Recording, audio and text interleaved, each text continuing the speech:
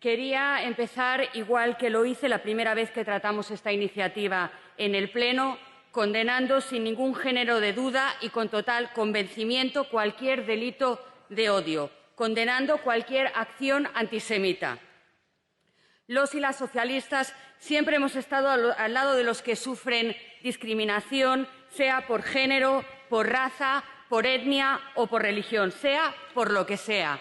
Somos uno de los partidos socialistas más antiguos de Europa y por eso hemos tenido compañeros y compañeras que han sufrido guerras, el yugo de dictaduras, el horror y la infamia del campo de concentración de Mauthausen, de campos de concentración en nuestro país, el exilio, la persecución, porque nosotros y nosotras hemos vivido como socialistas en nuestras propias carnes el dolor de ser perseguidos por lo que somos, por lo que creemos, por lo que defendemos. Porque Anders Breivik pedía, 10 años después de su encarcelamiento, su libertad haciendo el saludo nazi ante el juez después de haber ejecutado en julio de 2011 a 77 jóvenes pertenecientes a las Juventudes Socialistas de Noruega, sin ningún atisbo de arrepentimiento, señorías. 77 jóvenes asesinados por un nazi solo por formar parte del Partido Laborista noruego. Por todo esto siempre hemos estado en contra de la violencia, porque la hemos sufrido en primera persona, en contra de la violencia. Se llame machismo, se llame xenofobia, se llame LGTBI-fobia, se llame gitanofobia, se llame islamofobia o se llame antisemitismo.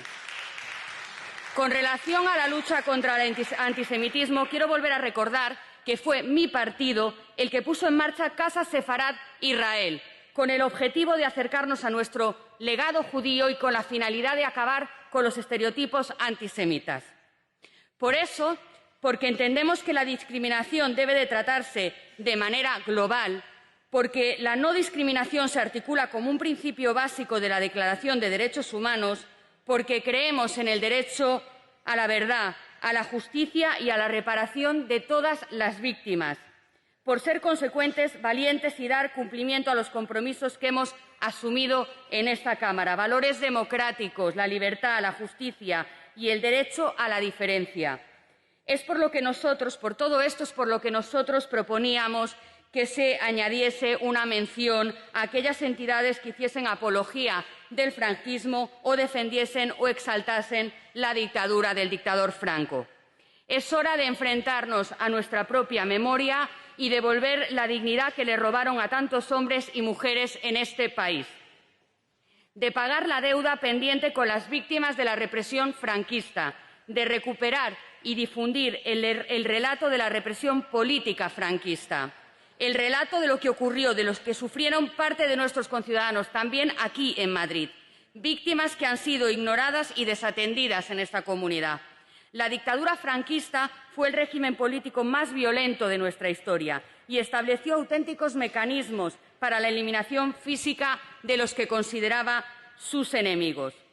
Del diccionario quedarán borradas las palabras perdón y amnistía. Se les perseguirá como fieras hasta hacerles desaparecer, decía Queipo de Llano, un reflejo bastante gráfico del horror que se vivió y al que no fue ajeno Madrid ni la Comunidad de Madrid. Depuración en las universidades, fusilamientos, muertos en las numerosas prisiones creadas o habilitadas ad hoc, campos de concentración, centros de interrogatorio en los propios hospitales. Todo esto es lo que vivió Madrid. Esto es lo que nosotros sencillamente proponíamos que se incluyese en la iniciativa, porque, se lo decía al principio, nosotros estamos en contra de todos los delitos de odio, de todos y cada uno. Y entendemos que el odio no se puede tratar a trozos, que hay que hacerlo de forma global y conjunta, que tenemos que luchar firmemente y juntos contra la discriminación, contra la violencia, contra el odio, porque tenemos que dar cumplimiento al artículo 9 de nuestra Constitución, la no discriminación constituida como complemento del derecho a la igualdad y como garantía del disfrute de todos los derechos fundamentales y de todas las libertades públicas. La dignidad de la persona, uno de los fundamentos del orden político y de la paz social. La igualdad y la no discriminación como elemento esencial para la construcción de una sociedad cada día más justa. Precisamente por todo esto, el Grupo Socialista en el Congreso registraba la proposición de ley integral para la igualdad de trato y no discriminación que se está tramitando actualmente y que se aprobará en breve. Una ley que lleva el apellido de un referente en la lucha contra la discriminación, Pedro Cerolo, compañero y activista que dedicó su vida a defender la diferencia, a defender a los y las que sufrían discriminación, a defender que pudiéramos ser nosotros mismos, nosotras mismas, sin pedir permiso y sin pedir perdón.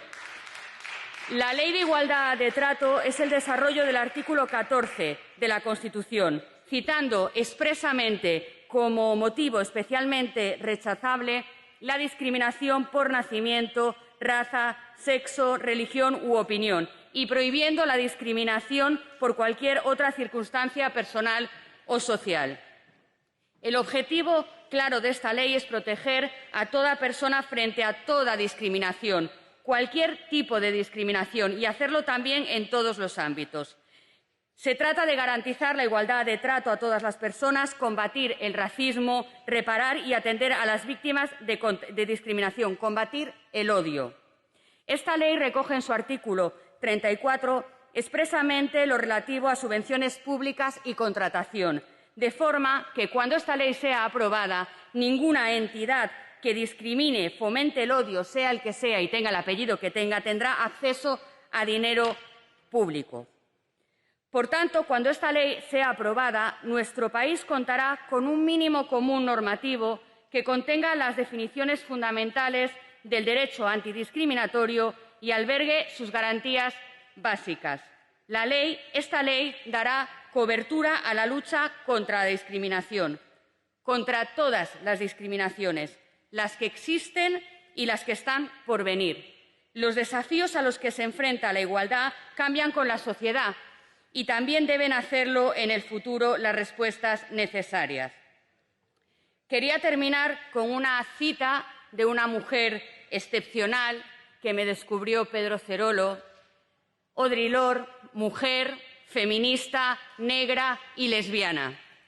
No tienes que ser yo para que luchemos juntos. No tengo que ser tú para reconocer que nuestras guerras son las mismas. Lo que debemos hacer es comprometernos con un futuro que pueda incluirnos y trabajar hacia ese futuro con las fortalezas particulares de nuestras identidades individuales. Y para que podamos hacer esto, debemos permitirnos nuestras diferencias al tiempo que reconocemos nuestra similitud. Muchas gracias.